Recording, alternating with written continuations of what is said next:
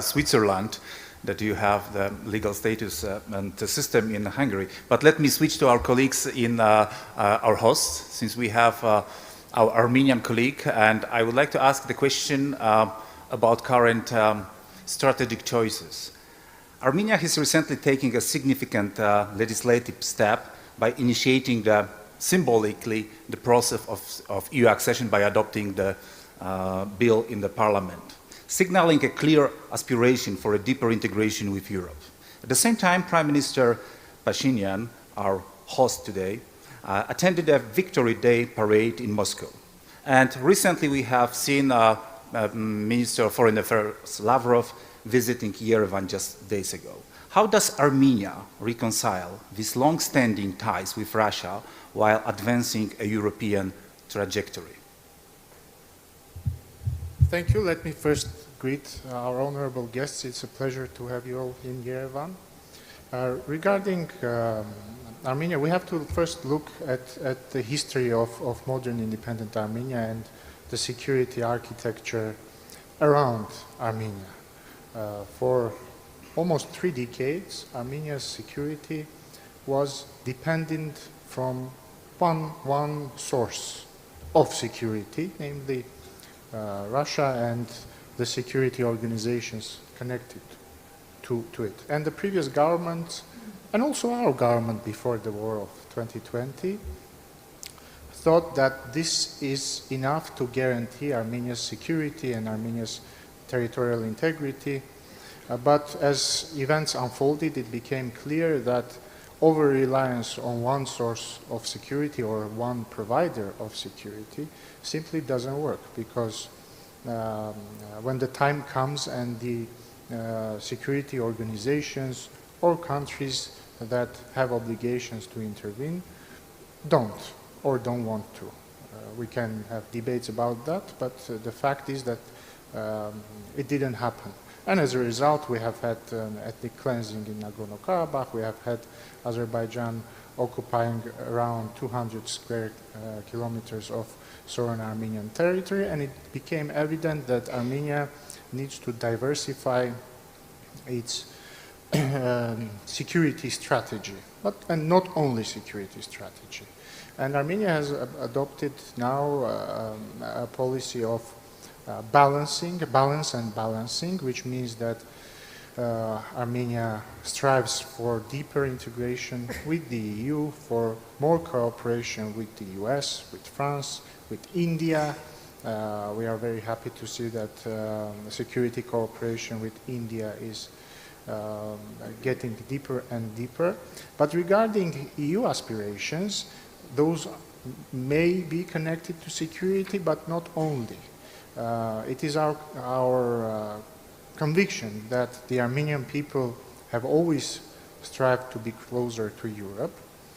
Armenians are culturally and politically European, and Armenia has embarked on a path of closer integration with the EU for decades now. We have had the comprehensive and enhanced partnership agreement with the EU, which still is in force, and as you said rightly, recently the Armenian Parliament adopted a law on European integration, which is a manifestation of the will of the Armenian people to be closer to the EU. But nevertheless, as the minister rightly mentioned, geography is destiny, and you have to take into account your surroundings. From the Armenian perspective, being closer to the EU does indeed mean being closer to the EU, but it doesn't mean that Armenia should become a separate planet in the Caucasus with no relations with its neighbors or countries in its region, and this is our strategy. Ruben, if I might interrupt you, does the shift in US and President Trump taking the power over there had any impact on your strategic choices? A positive impact, yes. Positive, okay. So I agree that geography is of course determining your neighborhood, but it's history and trade that determine who is your friend, and who is your partner. So if you could indicate which countries you envision as promising partners in the coming years, which would be on the priority list? Well, yes, geography is destiny, but you can also change your destiny in your geography, and that's what Armenia is trying to do right now.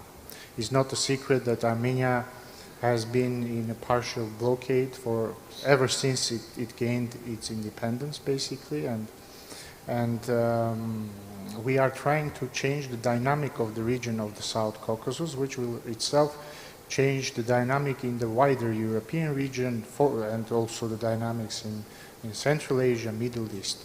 What needs to be done? The position of Armenia is very simple. Right now we have a once-in-a-lifetime opportunity to create peace, lasting peace in the South Caucasus.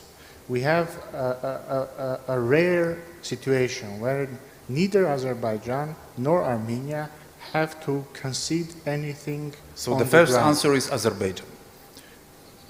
Of course. And the second and the third one? Obviously, whenever you are talking about trade partnerships, the first answers are always your immediate neighbors.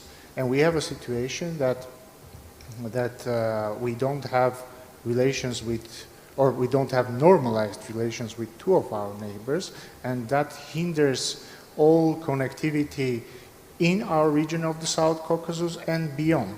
So the first answer is not just Azerbaijan. The first answer is Azerbaijan, Iran, Turkey, and Georgia. Okay. The second answer would be countries neighboring those countries. And we think that this opportunity we have, and I want to repeat, we have a historic chance when neither Azerbaijan nor Armenia have to concede anything on the ground.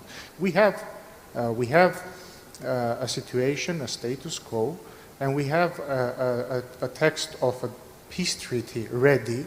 Negotiations have been finalized and closed, and we have a historic opportunity to sign and ratify this peace treaty. We have a historic opportunity to unblock all communications in the region of South Caucasus, which means all communications between Azerbaijan and Armenia, and in a separate track, all communications between Armenia and Turkey. And this will change the whole dynamic in the South Caucasus, the whole security architecture.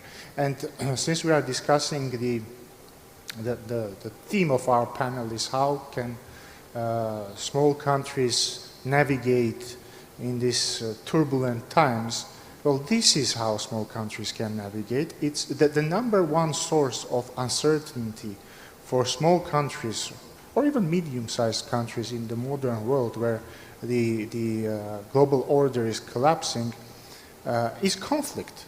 You eliminate conflict, you eliminate uncertainty. You unblock communications, you eliminate uncertainty. And you also eliminate the risk of new conflicts. So this is our strategy. It's difficult, I have to admit. It's difficult also because our potential partners are not as constructive as we would like them to see, but we want to show on our own example that peace is possible, and we are going to do everything in our force to do this. Thank you very much for your answer. Now let me ask Charles a question about Ireland.